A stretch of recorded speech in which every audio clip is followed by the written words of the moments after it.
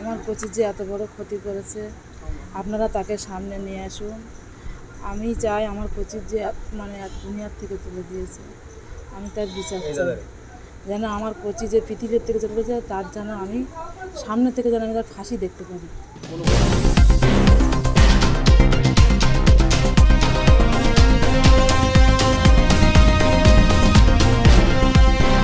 আপনারা দেখছেন নিউজ এ বাংলা। কারো পক্ষপাতিত্ব নয়, জনগণের স্বার্থে নিরপেক্ষ খবর করতে আমরা আছি আর থাকব। বারাসাতে নিখোঁজ নাবালকের মৃত্যুর আসল রহস্য খুঁজে বের করতে এলেন ফরেন্সিক দলের একজন সদস্য। গত রবিবার অর্থাৎ 9 জুন বারাসাত উত্তর কাজীপাড়া এলাকার চৌচল্লা পাড়ার বছর 11 নাবালক ফরদিন নবী নিখোঁজ হয়। বহু তল্লাশির পরেও খোঁজ মেলেনি নাবালকের।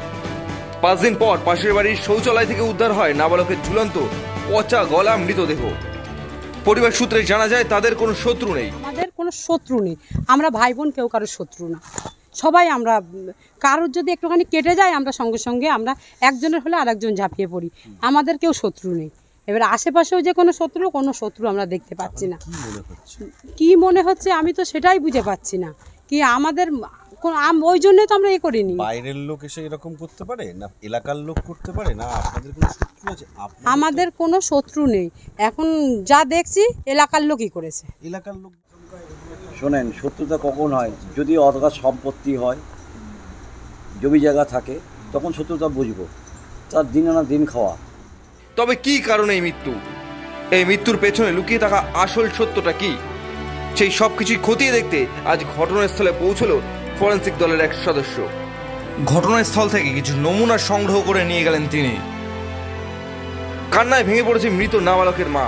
সঠিক তদন্তের পাশাপাশি দোষীদের চিহ্নিত করে তাদের ফাঁসির দাবি করেছেন তিনি। কোনো ঝামেলা ছিল না আমার কোচি যে এত বড় ক্ষতি করেছে, আপনারা তাকে সামনে নিয়ে আসুন। আমি চাই আমার কোচির যে দুনিয়ার থেকে তুলে দিয়েছে, আমি তার বিচার চাই। যেন আমার কোচি যে পৃথিবীর থেকে চলে গেছে, তার যেন আমি সামনে থেকে যেন আমি তার ফাঁসি দেখতে পারি। এ বিষয়ে কি বলছেন নাবালকের আত্মীয় স্বজনরা, সরাসরি শুনবো তাদের মুখে। উত্তর 24 পরগনা জেলার বারাসাত থেকে অভিজিৎ দাসের রিপোর্ট, নিউজ বাংলা। কি বলতে চাইছি, যেহেতু আমার পাশের বাড়ি থেকে লাশ পাওয়া গেছে, তাহলে উনি ছাড়া কে করেছে? মানে ওনার এইটার ইন্টেনশন থাকবে তো একটা করার। হ্যাঁ, সেটা কি? সেই কারণটাই তো জানতে পারছি না। সেই কারণটা কি আমি কি করে জানবো বলুন? সেটা তো আপনারা খুঁজে বের করবেন। কেউ করে ওনার বাড়িতে রেখে দিয়েছে, তাও হতে পারে, আমি সেটা বলতে পারবো না। কিন্তু ওনার বাড়িতে যাবে কি করে? ওনার তো সবসময় গেটে কেউ ঢোকার মতো নেই, ওনার গেটে সবসময় তালা মারা থাকে। আপনারা বলছিলেন যে আগের দিনও খোঁজাখুঁজি হয়েছে, কিছু দেখেননি। হ্যাঁ, পুলিশও খুঁজে গেছে, কিছু দেখেনি। সোমবার আমি নিজে খুঁজেছি। তাহলে রাত্রিবেলা কেউ কোনোভাবে এসে নিয়ে এসে দেখেছে, তাই দাঁড়ায়। তো সেই জায়গাতে পাঁচিল টপকে, পাঁচিল এমন কিছু হাইট নয়, টপকানো সম্ভব। মানে এটা ওনারা কি আসেন নিয়মিত বাড়িতে? এই বাড়ি না, একদমই আসে না। পাশের বাড়িতে ওদের চাবি থাকে, যা কিছু পরিষ্কার করিয়েছে ওদের পাশের বাড়িতে চাবি ছিল, সেই চাবি নিয়েই পরিষ্কার করিয়েছে সোমবারে। আপনাদের কি কোনো রকম না, কারোর সঙ্গে আমাদের কোনো শত্রুতা নেই। তাহলে ওনরাই করেছেন, এরকম ভাবনাটা কেন হচ্ছে? ওনরা যেহেতু ওর ঘর থেকে পাওয়া গেছে, ওর সিঁড়ির তলায় গন্ধ, আমাদের সব ছেলেমেয়েরা ঢুকেছে, সিঁড়ির তলায় গন্ধ পেয়েছে।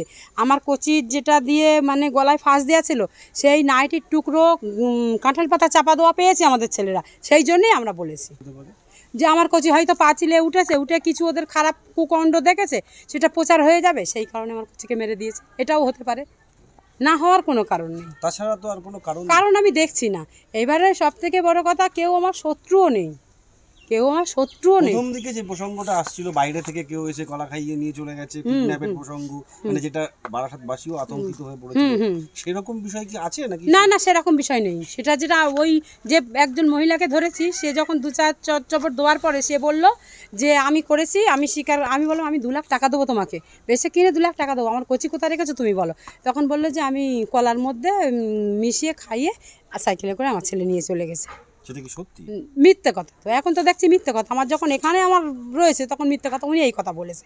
এইবার ওনাকে যখন পুলিশ তুলেছে, আমরা যখন ধরে পুলিশের হাতে দিয়েছি, তখন উনি বলছে মারির ভয়তে আমি বলে দিয়েছি, উনি এই বলছে।